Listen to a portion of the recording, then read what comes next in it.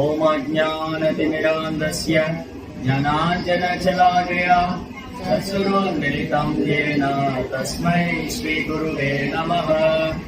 नमो ओं विष्णुपादाय कृष्णप्रेष्ठाय भूतले श्रीमते भक्तिवेदान्त स्वामीति नामिने नमस्ते सारस्वती देवे गौरवाणी प्रचारिणे निर्विशेष शून्यवादी पाश्चात्यदेशधारिणे। जय श्री कृष्ण चैतन्य प्रभु नित्यानंद श्री अद्वैत गदाधर श्रीवासदि गौरभक्तवृंद। हरे कृष्णा कृष्णा कृष्णा हरे हरे, हरे राम राम राम हरे हरे। हरे कृष्णा। பக்தர்களுக்கு இனிமையான ஞாயிறு விருந்து நிகழ்ச்சியினுடைய வணக்கம். எல்லாரும் இங்க வந்து கலந்துட்டு இருக்கிறதுல அவங்க எல்லாருக்கும் என்னுடைய பணிவான நமஸ்காரத்தை தெரிவிச்சுக்கிறேன். இந்த சண்டே ப்ரோக்ராமுக்கு வந்திருக்கிற எல்லா பக்தருடைய குடும்பத்தாருக்கும் ஆயுளாரோக்கியத்துக்காகவும் பிரார்த்தனை செய்கிறேன். ஹரே கிருஷ்ணா கிருஷ்ணா கிருஷ்ணா ஹரே ஹரே, ஹரே ராம் ராம் ராம் ஹரே ஹரே. இன்னைக்கு படித்த ஸ்லோகம் வந்து பகவத்கீதையினுடைய 2வது அத்தியாயம். பகவத்கீதை 2வது அத்தியாயத்தை வந்து சாங்கிய யோகம் சொல்லுவாங்க. சாங்கிய யோகம், சாங்கியம்னா என்னது தெரியுமா? சாங்கியம்னா என்னது, யோகம்னா என்ன? சாங்கியம்னா கவுண்டிங், கவுண்ட் பண்றது, எண்ணிக்கை. யோகம்னா தொடர்பு கொள்றது, பயிற்சி பண்றது, தொடர்பு கொள்றது, இணைப்பது.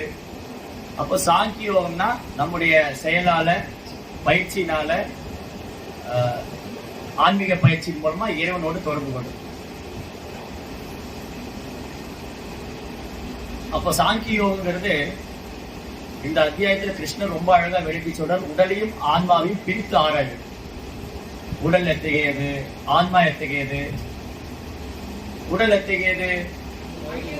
உடல் அழியக்கூடியது, பௌதிகமானது, தற்காலிகமானது.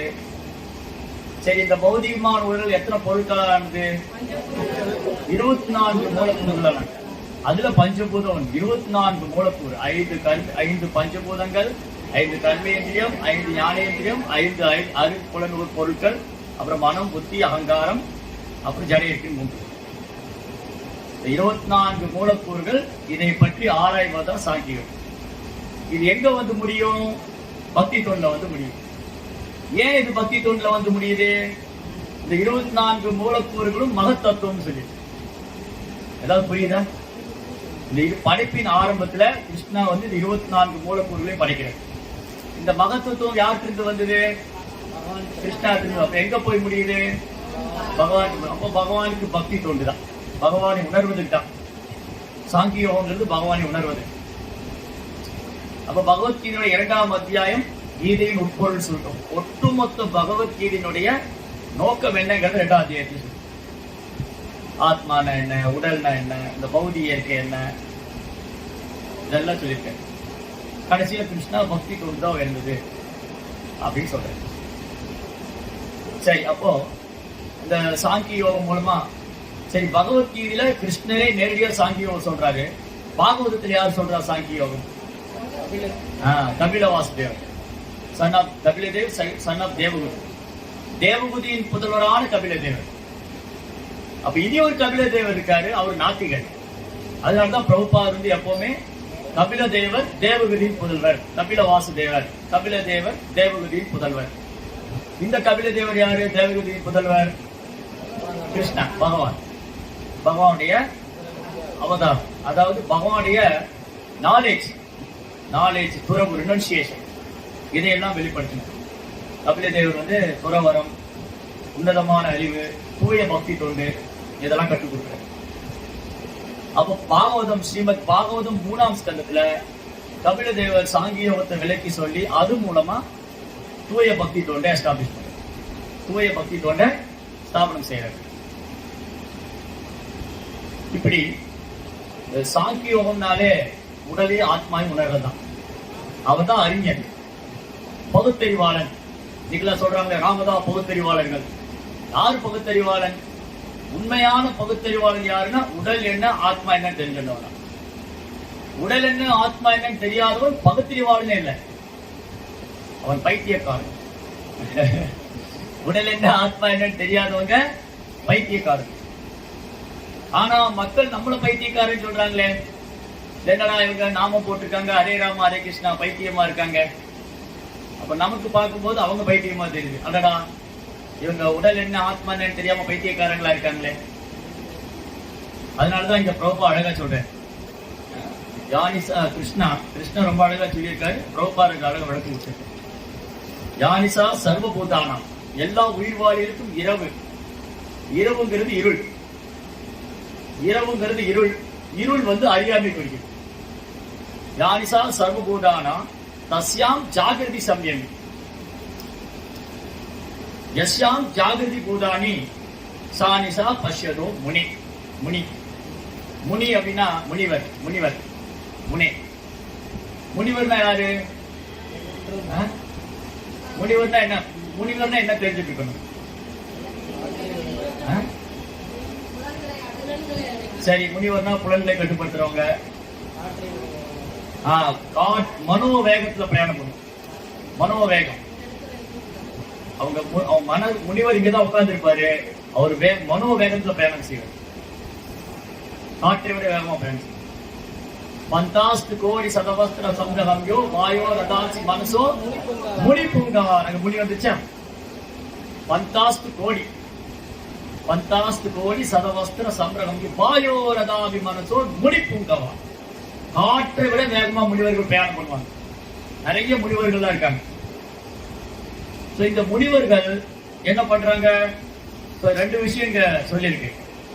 எல்லா உயிர்வாழிக்கும் எது இரவோ அது சுய கட்டுப்பாடு உள்ளவருக்கு விழித்தெழும் நேரமாகும். அப்ப முனினா சுய கட்டுப்பாடு. முனிவர் என்ன அர்த்தம்? சுய கட்டுப்பாடு இருக்கும். அதனாலதான் பக்தர்களையும் சில நேரம் முனிவர்னு சொல்லுவாங்க. பக்தர்கள முனி யாரு? நாரத முனி. நாரத மகரிஷின்னு சொல்லுவாங்க. தேவரிஷி நாரதர், நாரதர் மகரிஷி, நாரத மகரிஷி, தேவரிஷி நாரதர், பக்தர் நாரதர், நாரத முனிவர். ஒரு நபருக்கு இவ்வளவு ஸ்பெஷாலிட்டி, இவ்வளவு முக்கியத்துவம். நாரத தேவர், நாரத தேவர்களே அவர் தேவரிஷி நாரதர். தேவர்களுக்கு மத்தியிலே ரிஷி, அதான் நாரத ஸ்பெஷல். விஸ்வாமித்திர முனி தான். ஆனா நாரதர முனிவர்னு சொல்லலாம், தேவரிஷின்னு சொல்லலாம், மகரிஷின்னு சொல்லலாம். மகாரிஷி, ரிஷிகள் எல்லாம் உயர்ந்தவர் மகாரிஷி. இங்க ரெண்டு விஷயம் நம்ம கவனிக்கணும். சரி, இந்த முனிவரை பத்தி டிஸ்கஸ் பண்றதுக்கு முன்னாடி, இந்த முனிங்கிற வேர்டை நம்ம விவரிக்கிறதுக்கு முன்னாடி, இங்க ரொம்ப முக்கியமான விஷயம் ரெண்டு நபர்களை பத்தி சொல்லியிருக்காங்க. ஒண்ணு பௌதிகத்தில் இருக்கிறவங்க, இன்னொன்னு ஆன்மீக பாதையில் இருக்கிறவங்க. ரெண்டு நபர்கள். ஒன்று பௌதிக வாழ்க்கையில சுறுசுறுப்பா இருக்கிறவங்க. சிலருக்கு பௌதிக வாழ்க்கையில பயங்கர திட்டம் போடுறாங்க இல்லையா? அப்படி மனசு அலப்பாயுது. இங்க கார், அந்த கார் வாங்கலாமா, இங்க வீடு வாங்கலாம், அது பயங்கரமான பிளானிங் இல்லையா? மனசு அப்படியே அலைப்பாயுது. அவங்க மனது ஓட்ட விடுறாங்க, ஓடுது இல்லையா? ஒரு சாதாரண மனிதனுடைய மனமும் ஓடுது, முனிவனுடைய மனம் ஓடுது. சரி, இப்ப இங்க ஃபர்ஸ்ட் என்னது? எல்லா உயிர்களுக்கும் இரவு எதுவோ அது சுய கட்டுப்பாடு விழித்தெழும் நேரமாகும். எல்லா உயிர்களுக்கும் எது விழித்தெழும் நேரமோ அது ஆய்ந்தறிவு கொண்ட முனிவருக்கு இரவாகின்றது.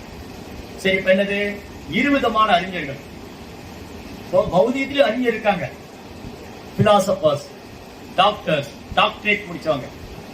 நாங்க டாக்டரேட் முடிச்சிருக்கோம், பிஎஸ்டி பண்றோம்.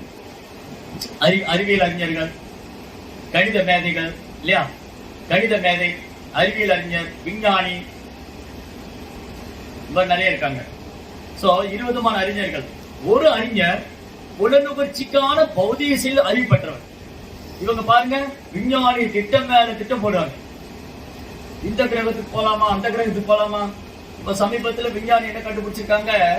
பூமிக்கு அடியில 700 கிலோமீட்டர் கீழே போனா அங்க ஒரு பெரிய கடல் மாதிரி, கடலை விட பெரிய அளவு தண்ணி இருக்கு. பூமிக்கு அடியில அமெரிக்கால ஒரு யூனிவர்சிட்டியில ஒரு சயின்டிஸ்ட்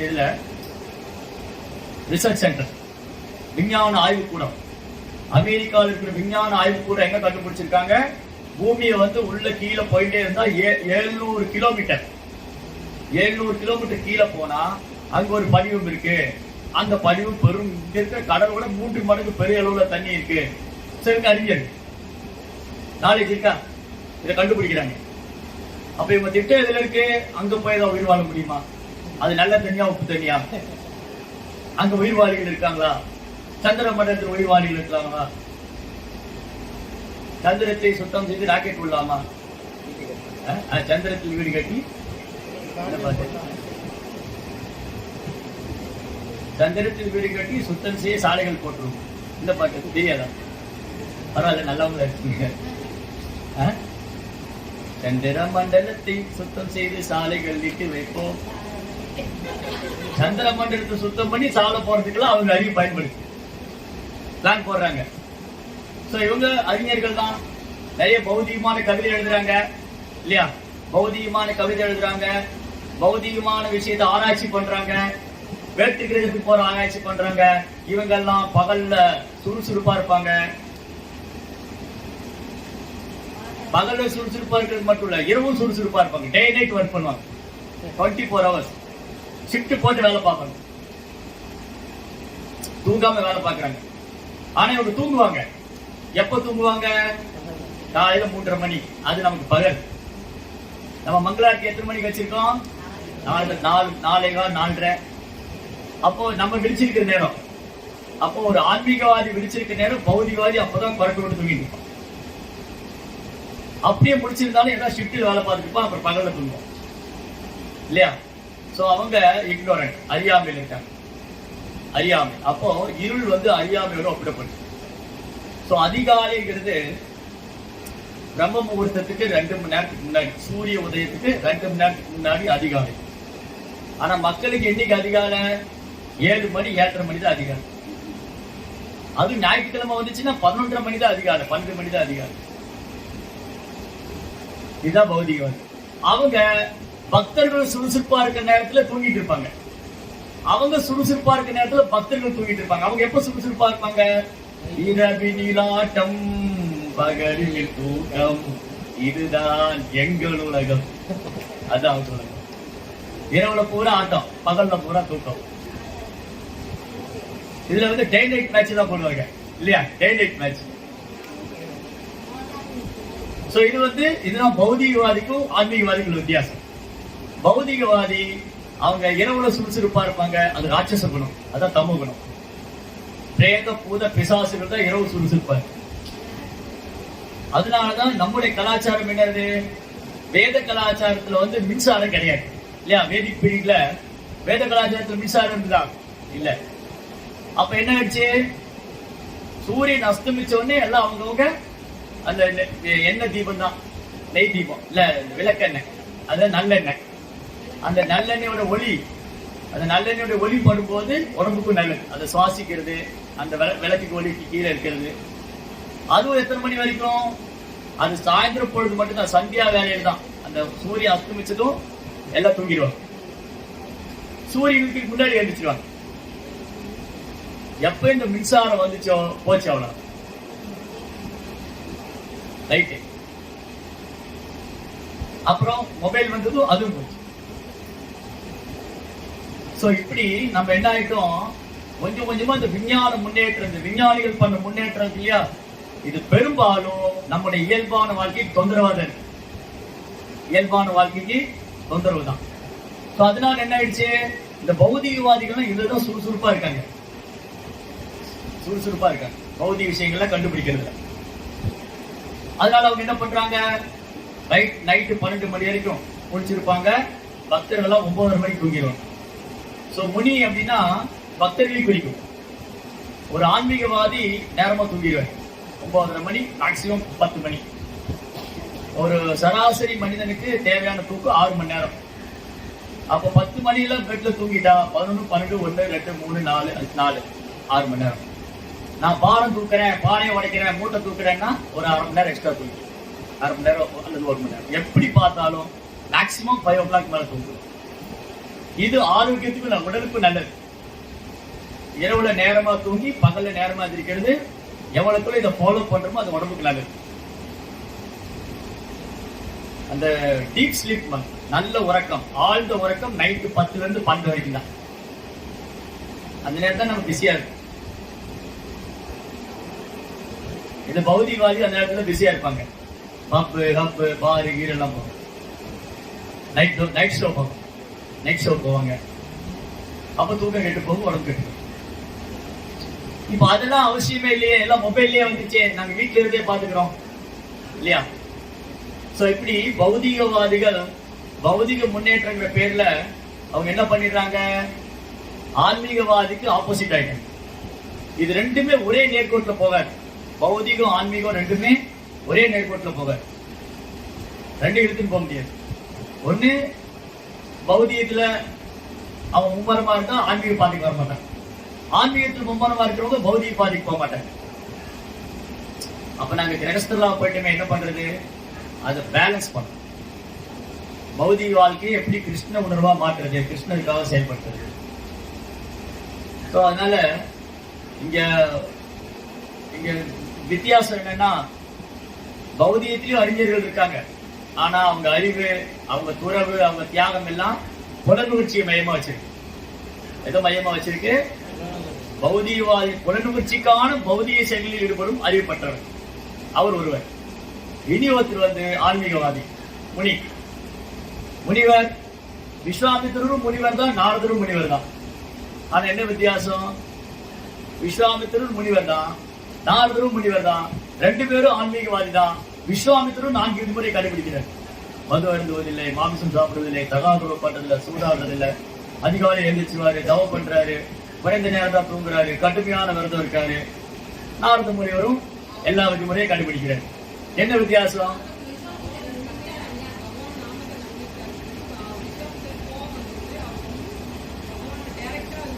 சரி அப்போ அப்படின்னா என்னது, நாரத முனிவரும் முனிவர் தான், விஸ்வாமித்திரரும் முனிவர் தான். ரெண்டு பேரும் என்ன யோகா பின்பற்றினாங்க, யாரு பக்தி யோகா, நாரத முனி. விஸ்வாமித்திர முனி ஞான யோகா.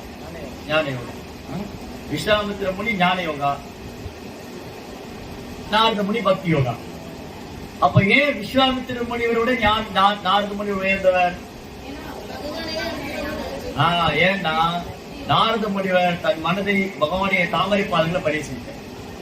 இரண்டாவது, நாரத முனிவர் குரு சீட பரம்பரையில வர அங்கீகரிக்கப்பட்ட அதிகாரப்பூர்வ ஆச்சாரிய சம்பந்தம். மூன்றாவது, நாரத முனிவர் பகவானை பூர்ணமாக சரணடைந்தார். அதனால நாரதுடைய வாழ்க்கையில வீழ்ச்சியே இல்லை. எந்த இடத்துலயுமே நாரதர் பக்தி தொழில வீழ்ச்சி அடைஞ்சிட்டாரு, ஆன்மீக பாதையில் விழுந்துட்டாரு அப்படின்னு நம்ம படிக்க முடியும். அப்படி என்ன படிச்சிருக்கீங்களா, பாகவதத்திலயோ புராணங்கள்லயோ நாரத முனிவர் பக்தி பாதைக்கு விலகிட்டாரு, ஆன்மீகத்துல வீழ்ச்சி அடைஞ்சிட்டாரு? மாறாக என்ன நடந்தது, நாரதனுடைய பார்வை யார் மேல விழுகுதோ அவங்க எல்லாம் பக்தராங்க. யாரெல்லாம் நாரதனுடைய கருணையால பக்தரானாங்க, சொல்லி நமக்கு தெரிஞ்சது கொஞ்சம் தான், ஒரு 10 பேர் பெயர் சொல்லிடலாம். அது பாகவதம் படிச்சதுனால. தெரியாதவங்க 1000 லட்சக்கணக்கான கோடிக்கணக்கான பேர்.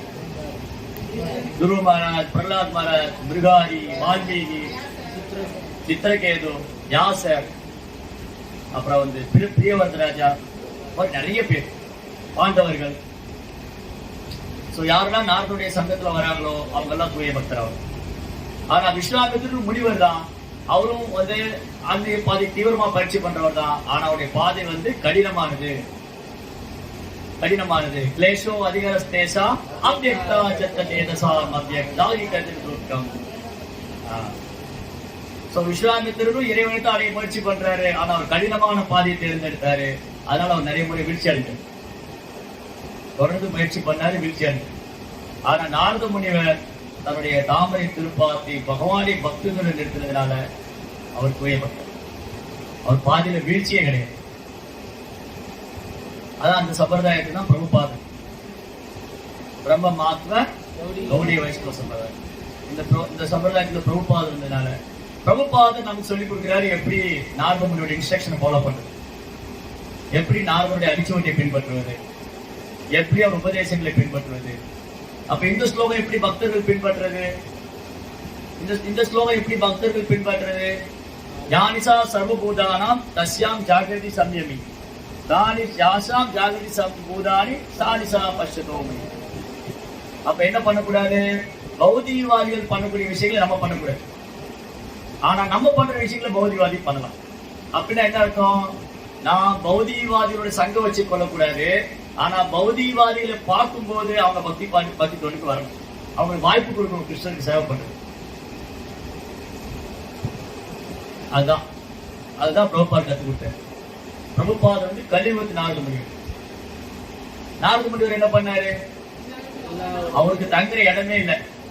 அவர் சுற்றுப்பயணம் பண்ணிக்கிட்டே இருந்தார் இல்லையா? நாரதருக்கு எங்கேயாவது ஏதாவது ஒரு பிளானட்ல ஏதோ ஒரு கிரகத்துல வசிச்சாரா? ஏதோ அரண்மனையில வாழ்ந்தாரா? இல்ல ஆசிரமம் வச்சிருந்தாரா?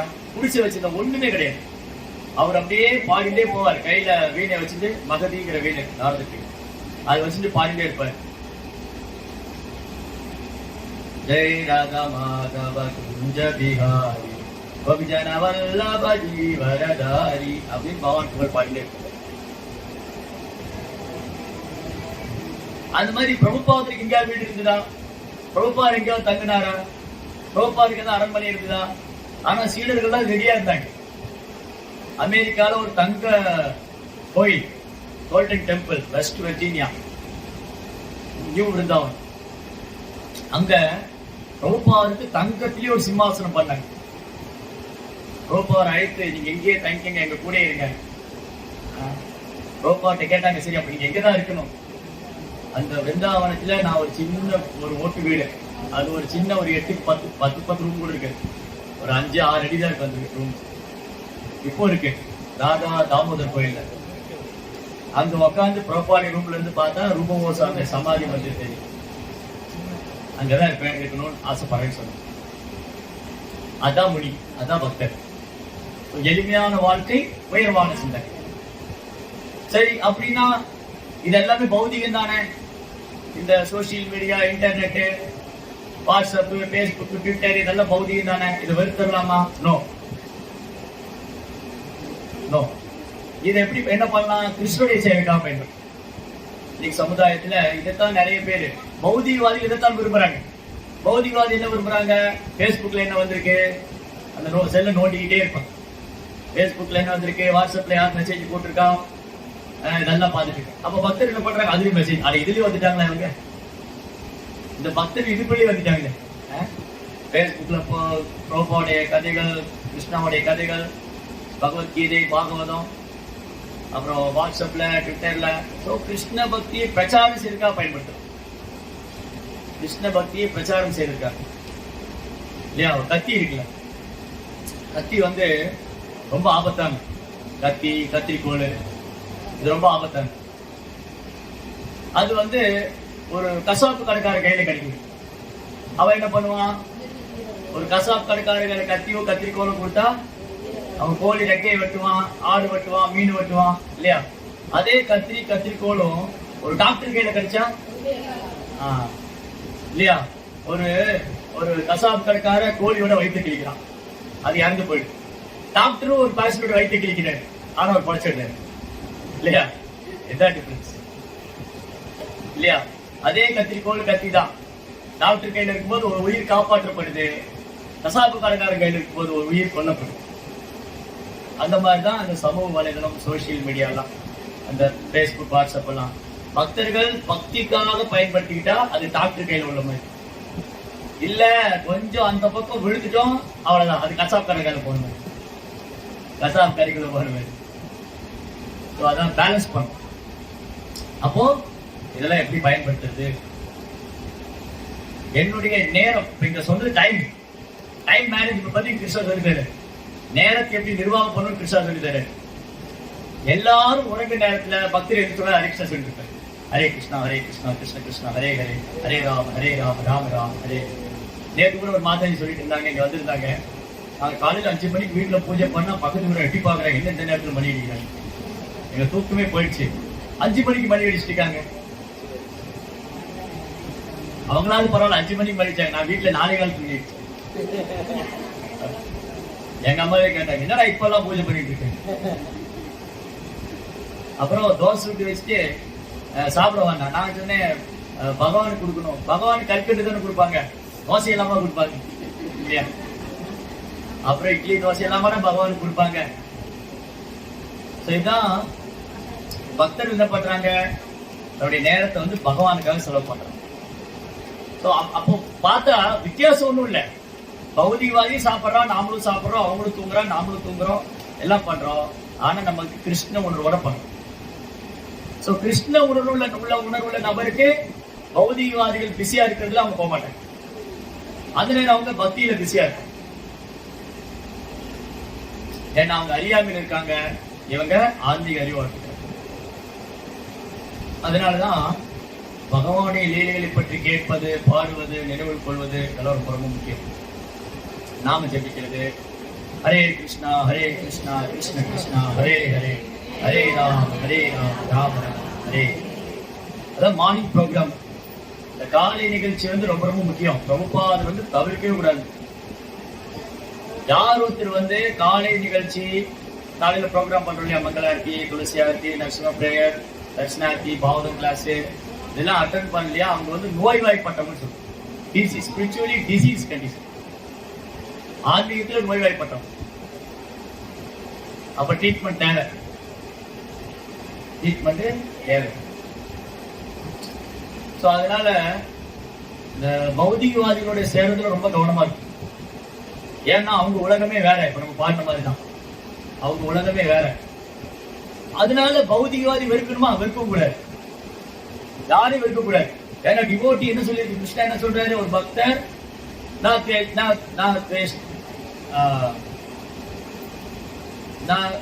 இல்ல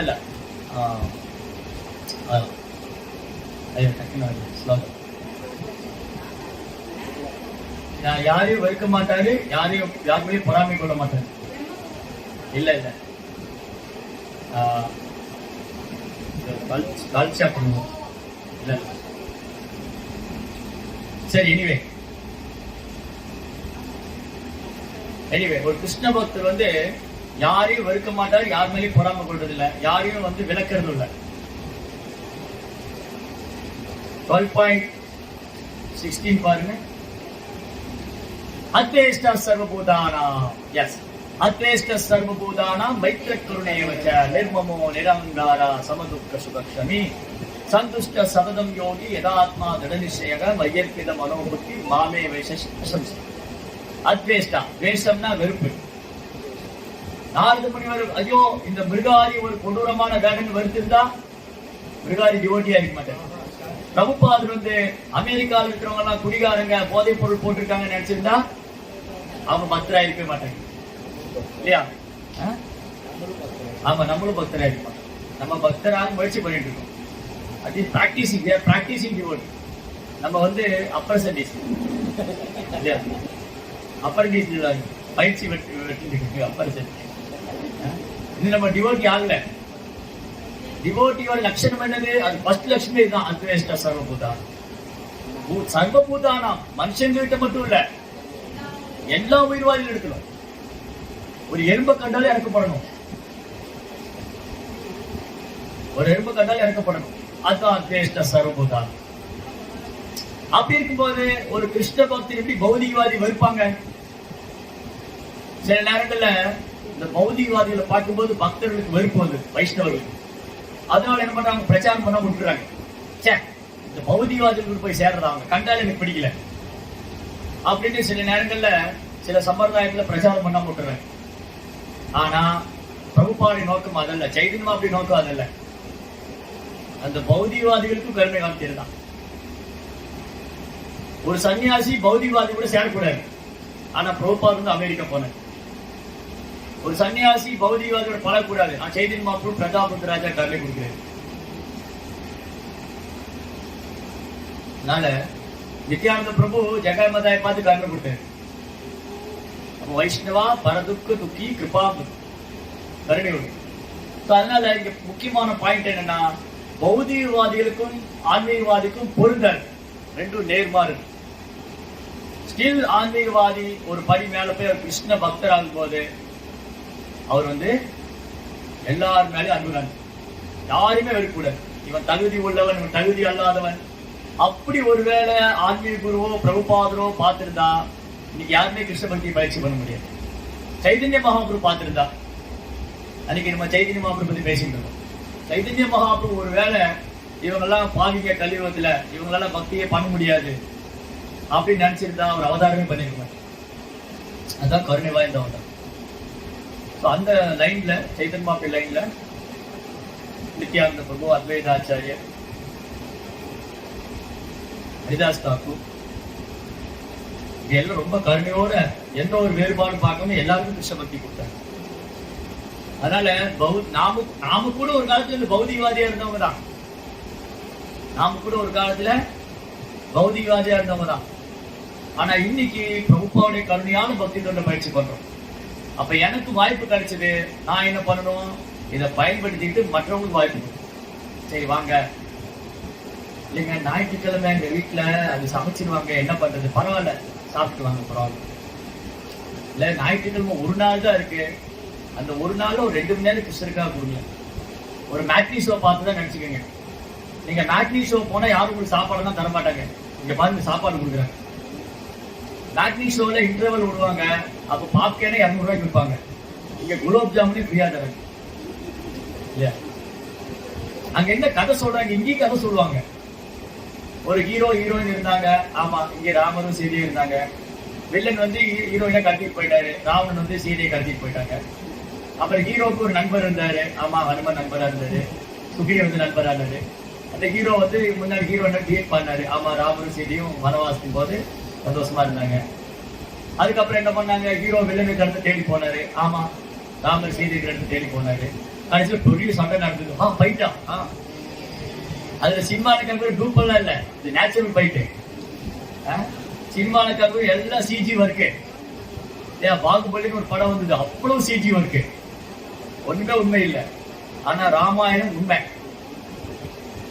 ராம பானத்திலிருந்து தப்பிச்சவங்க யாரும் கிடையாது. நம்ம அடுத்தது ராம கதை வந்து பேசுவோம். சோ ராமாயணத்துல ராமர் வந்து அவருடைய அம்பு என்னது, கோதண்டம். கோதண்டம் வில்லு எடுத்தாருன்னா அது வைக்கும் போது ஒரு அம்பு தான் இருக்கும்.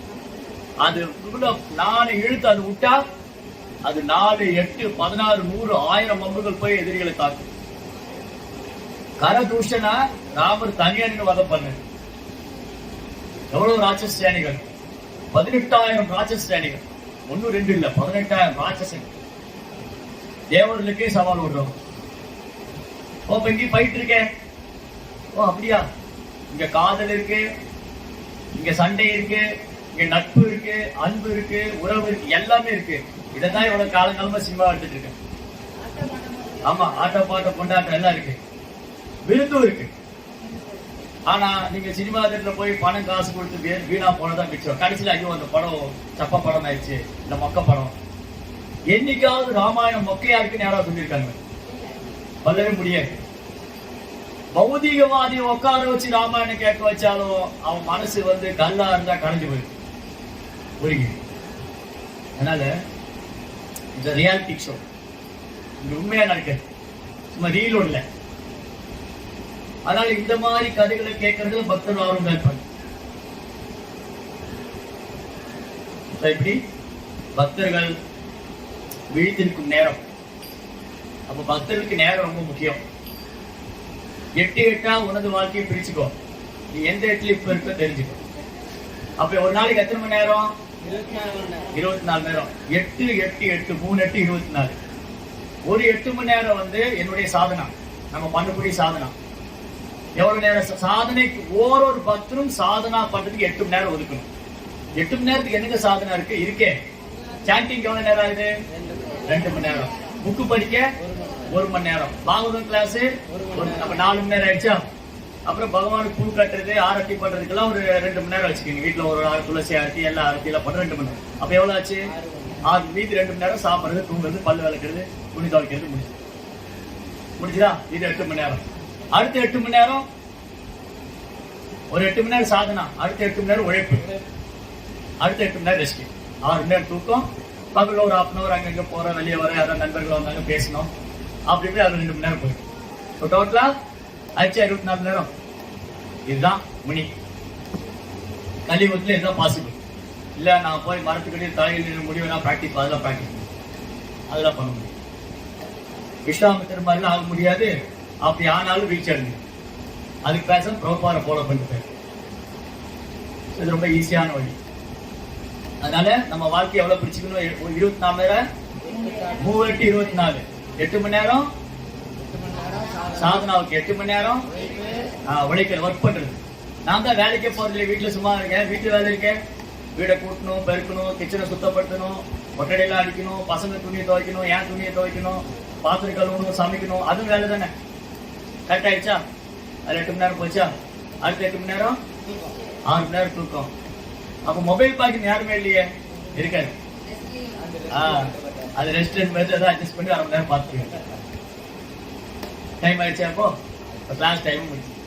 அரே ஓகே, ஏதாவது கேள்வி இருந்தா ஒன்று கேள்வி. சொன்னீங்கல்ல 8